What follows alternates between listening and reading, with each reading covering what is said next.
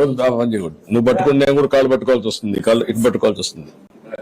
నువ్వేనా కొడుక కాళ్ళు దండ పెట్టి మానేయాలి. రా ఇవ్వకరా. నువ్వేం చేస్తావు?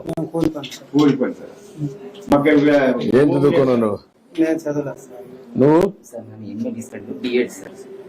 బిఎడ్ చేసావు, ఎంఏ బిఎడ్ చేసావు. నీ భార్య కూడా టీచర్ గా పనిచేస్తుంది. ఎక్కడ? రామ్మా,